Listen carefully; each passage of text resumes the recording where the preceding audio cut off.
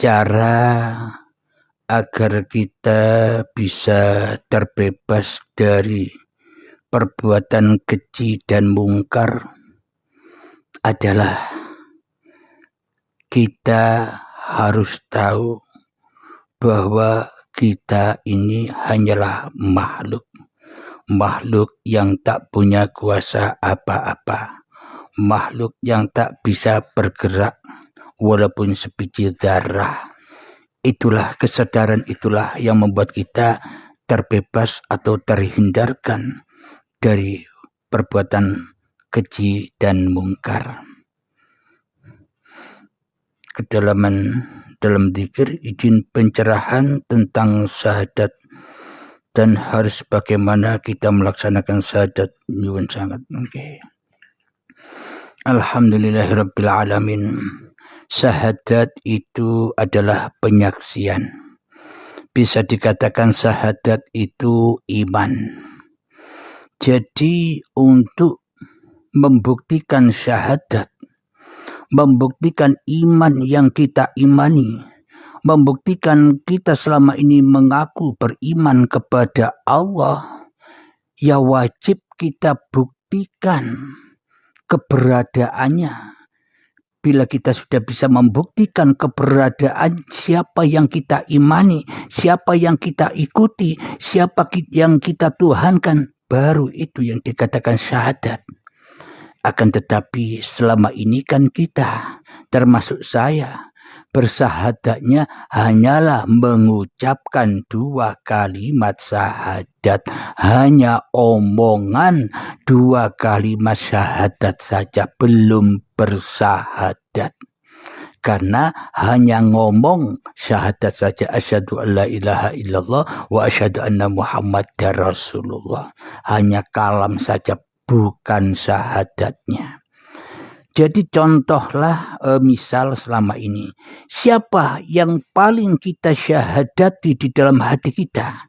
Siapa yang paling kita saksikan keberadaannya di dalam hati kita? Kan selama ini kita hanya menyaksikan diri kita sendiri. Kan selama ini kita hanya menyaksikan hidup dan badan kita sendiri. Yang kita saksikan, yang kita imani selama ini kan hanyalah hawa nafsu diri kita sendiri daripada Allah.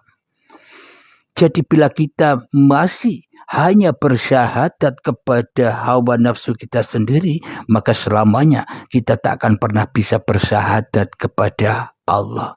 Kenapa? Karena manusianya belum rela, belum ridho kembali kepada Allah. Manusianya masih takut mati demi Tuhannya. Manusia masih takut mengkorbankan dirinya demi Tuhannya. Karena manusianya sukanya, termasuk saya, manusianya sukanya berkorban hanya untuk kepentingan hawa nafsunya sendiri selama ini. Waalaikumsalam warahmatullahi wabarakatuh. Jadi makna dari syahadat itu ketika manusianya sudah tenggelam di dalam Tuhannya, maknanya bila sudah datang kesadaran di dalam hatinya bahwa sebenarnya manusianya yang gaib, Allahnya yang wujud, maka hanya Allah lah yang bisa bersyahadat kepada dirinya, dan hanya Allah lah yang bisa bersyahadat kepada makhluk yang diciptakannya. Sedangkan makhluk mana bisa menyaksikan penciptanya. Sedangkan diri kita mana mungkin bisa menyaksikan Tuhan bila diri kita masih jadi Tuhan. Ya tidak bisa kita menyaksikan Tuhan bila yang jadi Tuhan masih hawa nafsu kita sendiri di dalam hati kita. Waalaikumsalam warahmatullahi wabarakatuh. Apa makna sholat daimun? Sholat daimun itu yakni selalu ingat bahwa hidup ini Allah. Apapun yang diaktivitaskan, ketika kita sudah kembali kepada Allah, maka hanya kuasa Allah lah yang berlaku atas diri manusianya. Inilah yang dimaksud sholat daimun, bukan manusianya yang sholat. Manusianya sudah tidak bisa apa-apa. Jangankan bisa apa-apa, manusianya sudah tidak tahu siapa dirinya. Yang ada hanya Allah, yaitu sholat daimun itu. Ketika manusianya sudah tak mampu apa-apa lagi. Semoga bisa dipahami jawaban-jawabannya ya Kang Mas. Kita di sini sama-sama belajar. Jadi syahadat itu tak cukup hanya mengucapkan kalam syahadat saja. Itu kan hanya omongan, bukan pekerjaan hati. Apa buktinya? Ya kita syahadati di dalam hati kita selama ini bukan Allah kok. Tapi yang kita syahadati di dalam hati kita makhluk yang ingkar kepada Tuhannya. Siapakah dia? Inna syaitana lakum aduwwum mubin. Sesungguhnya syaitan adalah musuhmu yang nyata, kata Allah. Berarti bila yang nyata di dalam hati kita bukan Allah tapi diri kita, yaitu syaitannya. Nyata bukan? Kita selama ini hanya menyaksikan setan. Ya tidak pernah bisa kita menyaksikan Tuhan. Bila setannya tidak dipaksa sujud kepada Adam. Maknanya setannya, maknanya manusianya tidak dipaksa sujud kepada Allah. Maknanya memulangkan manusianya dari asalnya. Dari Allah kembali kepada Allah. Bila manusianya sudah pulang kepada Allah, yaitulah yang dimaksud syahadat itu. Kiai Zat mau tanya Kang, bagaimanakah prakteknya untuk senantiasa sadar Allah? Apakah cukup dengan kepahaman ilmu, dengan meyakini sahaja? Kesadaran ilmu yang sadar masih manusianya. Meyakini saja yang yakin masih manusianya, ya masih jauh Kang Mas. Maknanya intinya simpel saja. Kita, Anda ini kholik apa makhluk? Bila kita masih merasa meyakini, bila kita masih merasa memahami, bila kita masih merasa sadar, berarti makhluknya telah jadi kholik. Seolah-olah semuanya perbuatan makhluknya. Akan tetapi bila manusianya sudah tak mampu apa-apa lagi, kembali kepada hakikat diri sejatinya yang hanya makhluk, maka bila manusianya sudah men'arafa nafsahu, barang siapa tahu dirinya, kenal dirinya hanya makhluk yang tidak bisa apa-apa, maka faqad arafa rabbahu, nyatalah Tuhannya. Begitu Kang Mas. Memang harus ada yang nuntun, Kang Mas ya harus cari guru yang bisa menuntun sampai di situ. Jangan belajar sendiri, jangan merasa paham sendiri, nanti tambah dalam salahnya. Contohnya begini, bila kita belajar sendiri, contoh, kita sudah mendapatkan paparan bahwa hidup ini Allah. Lah kalau hidup ini Allah, berarti aku ya Allah. Lah inilah. Tambah dalamnya kesalahannya, tambah dalamnya ketersesatannya. Kenapa? Karena belajar dewe. Akhirnya setannya yang menjadi mursidnya. Akhirnya setannya yang menjadi pembimbingnya. Akhirnya orang rumongso butuh guru karena sudah paham. Kenapa? Karena bila manusianya cari guru, setannya tidak ridho. Jangan cari guru. Kamu kan sudah paham. Kalau hidup ini Allah, ya berarti kamu Allah, kata setannya. Ya inilah kesalahpahaman kebanyakan saudara-saudara kita selama ini. Karena belajar hanya lewat TikTok, hanya lewat YouTube saja, tanpa mencari guru. Jadi di dalam TikTok ini, atau di dalam YouTube saya, Uripe Allah, itu semua hanyalah teori-teori saja, hanya kulitnya saja. Maknanya agar tahu kita teorinya, agar bisa mempraktekkan. Jadi seperti mempraktekannya ya harus ada yang membimbing cara prakteknya. Begitu Kang Mas. Carilah guru-guru di area Anda sana, supaya Anda tidak tersesat jalannya. Tidak hanya memahami teori saja, jangan mentuhankan teori-teori saja. Jadi di paparan ini hanyalah teorinya saja, masih kulitnya saja belum paham, apalagi mempraktekannya. Begitu Kang Mas. Silakan Kang Mas, semoga jawabannya bisa diterima ya Kang Mas ya.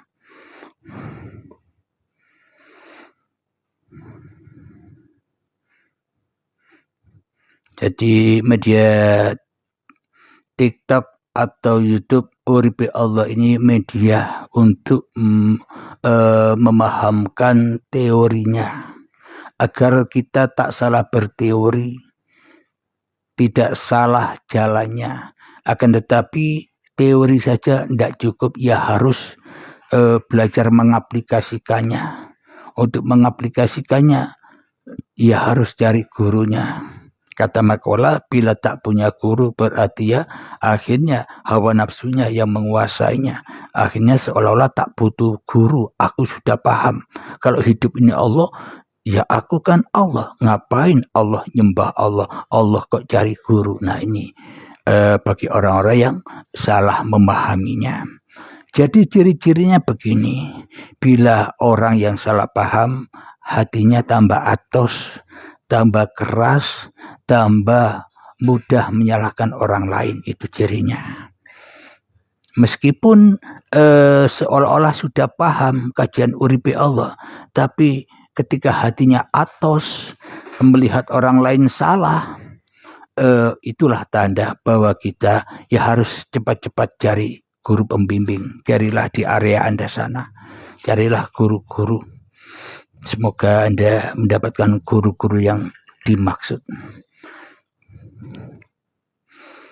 Ini ada pertanyaan, Sirul Asror, ya Sirul Asror, maknanya Sirul Asror itu masih merasakan adanya Allah, merasakan dekatnya Allah. Yang merasa dekat, yang merasa ada masih manusianya yang memegang kendali, manusianya yang masih merasakan dekatnya Allah. Jadi masih belum itu dzikir yang ketiga. Jadi harus dinaikkan lagi kepada fana'ul dzikri, dihancur leburkan dzikir itu. Sehingga akan menjadi sempurna kesuciannya. Kenapa? Karena ketika manusianya sudah hancur lebur, maka sucilah Allah. Ketika manusianya sudah hancur lebur, maka akbarlah Allah.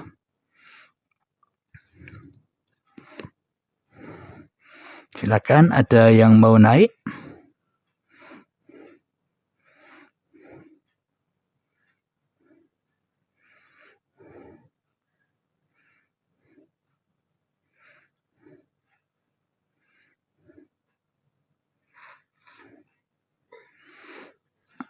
Jadi untuk berlindung dari perbuatan fahsya wal mungkar, jalan satu-satunya kita harus hijrah kepada Allah. Jadi aqimis sholata lidzikri, mendirikan sholat itu tujuannya mengingat Allah. Mendirikan, bukan mengerjakan sholat. Mendirikan, maknanya tahu siapa yang berdiri ini siapa, tahu siapa yang hidup ini. Inilah yang dimaksud sholat itu. Karena inna sholata tanha 'anil fahsya'i wal munkar. Karena mengingat Allah ini bisa menghindarkan kita kepada ingat-ingat yang selain Allah. Karena ingat-ingat yang selain Allah itulah perbuatan keji dan mungkar di sisi Allah. Salam dari kami dari Thariqah Qadiriyah Naqsabandiyah. Waalaikumsalam juga Kang Mas. Salam saya kepada para sahabat-sahabat yang ada di dalam Thariqah Qadiriyah Naqsabandiyah. Salam damai, salam santunku selalu Kang Mas. Mohon maaf hamba haus sama ilmu, belum punya ilmu, mohon doa dan keberkahan, amin ya rabbal alamin. Pasti Allah memberkahi bila kita memang menjadah wajadah sungguh-sungguh, maka akan tercapai apa yang dihajatkannya. Memang untuk mencapai makrifat ya harus tidak punya ilmu. Tapi kalau manusia yang masih merasa punya ilmu ya selamanya tak akan bisa pulang. Tidak bisa pulang kampung. Asalnya manusia datang ke dunia tidak membawa ilmu, pulangnya pun juga tidak boleh bawa ilmu. Bila manusianya masih merasa berilmu ya tidak bisa pulang-pulang. Gentayangan terus di dunia ini. Merasa punya ilmu. Akhirnya panas terus hatinya.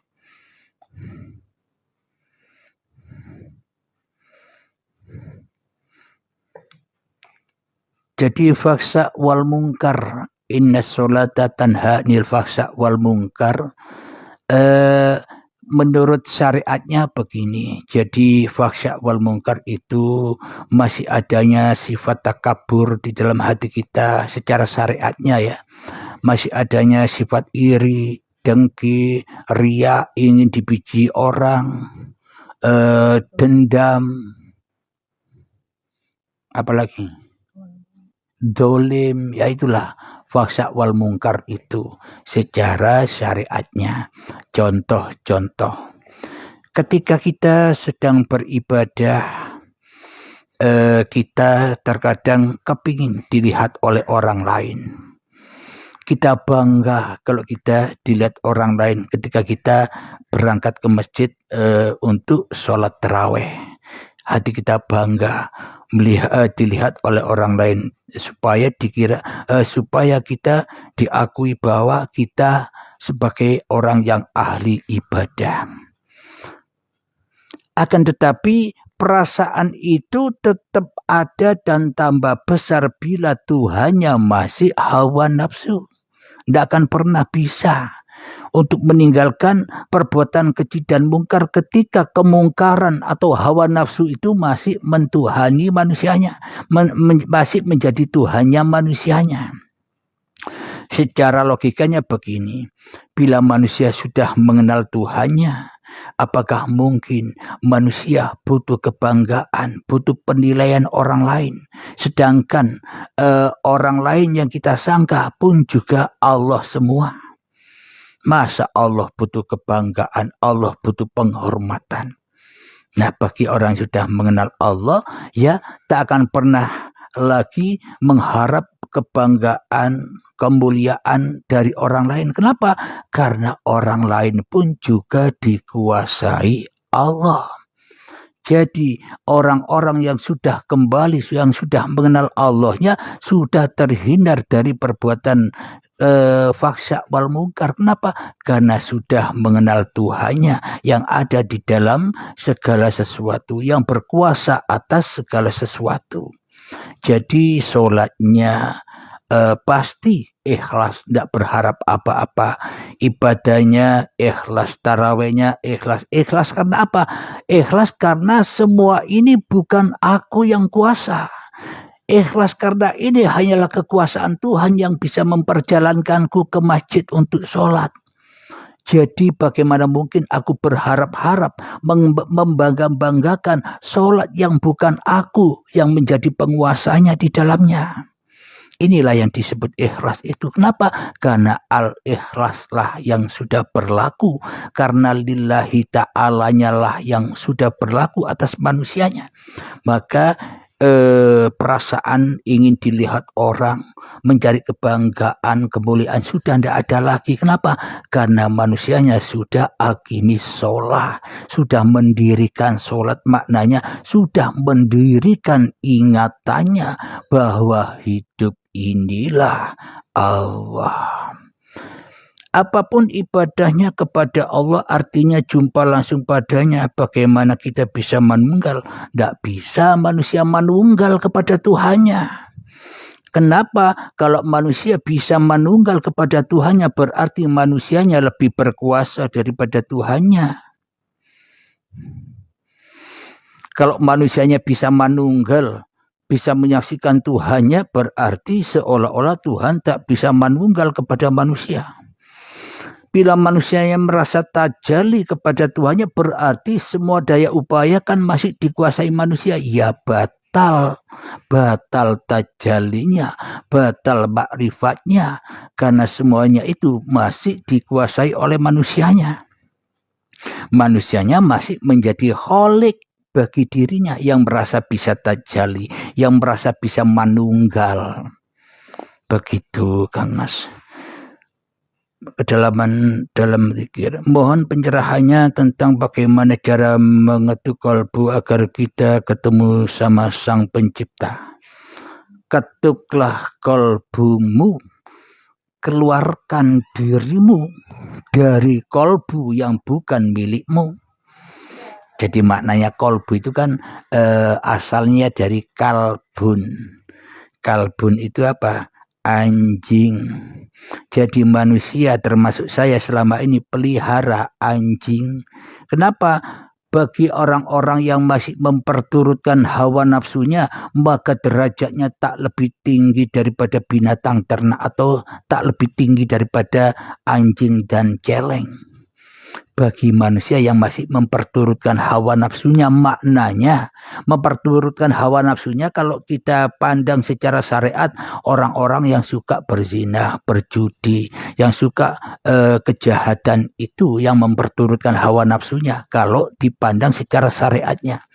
Namun yang dipandang menurut hakikat makrifatnya, menurut di sisi Allah, orang yang memperturutkan hawa nafsunya adalah orang yang masih nyembah awak dewe, orang yang masih menyaksikan, orang yang masih bersahadat kepada diri manusianya saja di dalam hatinya. Itulah orang-orang yang memperturutkan hawa nafsu. Maka itulah yang dimaksud najis karena pelihara kalbun anjing. Bila ada anjing di dalam dada setiap manusia, maka malaikat rahmat tak berani masuk ke dalam hatinya. Bagaimana mungkin malaikat rahmat bisa mengetuk hati manusianya, sedangkan pintunya dijaga kalbun, dijaga hawa nafsu, yang tidak akan pernah bisa diketuk. Kecuali ya Tuhan nafsul mutmainnah, wahai jiwa-jiwa yang tenang. Kecuali orang-orang yang sudah tenang jiwanya, yang sudah yang sudah keluar dari anar, yang sudah keluar dari panasnya hati. Orang-orang yang sudah menyerahkan hawa nafsunya kepada Tuhannya, akhirnya hawa nafsunya menjadi tenang, mutmainnah. Bagaimanakah cara agar hawa nafsu ini bisa tenang? Irji'i ila rabbiki radiyatan mardiyah. Dengan cara pulangkan hawa nafsu ini, pulangkan hidup, pulangkan badan ini yang bukan milik kita dengan rela dan ridho. Bila kita sudah memulangkan semua yang bukan milik kita ini dengan rela dan ridho, Allah pun akan ridho. Inilah tanda bukti Allah sudah membuka hati kita. Bukan kita yang membuka hati kita untuk Allah. Salah, karena kita tidak bisa apa-apa. Hanya Allah yang bisa membuka hati manusianya. Setelah itu, ketika manusianya rela ridho pulang kepada Allah, fadkhuli fi ibadi, maka berkumpullah kalian dengan orang-orang yang mengabdi. Ya, itulah yang dimaksud sholat. Selalu ingat bahwa hidup ini Allah. Selalu ingat apa yang diperankan badan ini hanyalah perannya Allah. Inna sholati wa nusuki wa mahyaya wa mamati lillah. Maka ketika sudah demikian, wadkhuli jannati, ya itulah surganya Allah. Ketika hati kita sudah tenang di sisi Allah sebagai almarhum, orang-orang yang dirahmati Allah, maknanya masuk surganya Allah. Ya, tidak harus nunggu mati dulu, sekarang pun sudah ada surganya Allah bagi orang-orang yang bersedia kembali kepada Allah. Jadi surganya Allah, nerakanya Allah itu hak nyata, tidak goib. Kalau goib besok namanya saja goib, ya tidak ada. Katanya Allah itu nyata, hak nyata ada di dalam tiap diri manusia bagi manusia yang menyadarinya. Begitu Kang Mas. Bagaimanakah aku mengenal diriku? Caranya bagaimana aku mengenal diriku? Selama ini kan Anda sudah mengenal diri Anda. Ya kan? Selama ini kan kita sudah mengenal diri kita. Kenapa? Karena yang ada, yang wujud, yang nampak, yang kita jadikan Tuhan sebagai berhala yang ada di dalam hati kita selama ini ya hanya diri kita sendiri. Karena yang kita kenali hanyalah makhluk yang jadi kholik. Lalu bagaimana cara kita mengenali Allah? Ya jangan jadi kholik, jadilah makhluk, maka Anda akan kenal dengan siapa yang bisa bicara aku ini. Semoga bisa dipahami ya.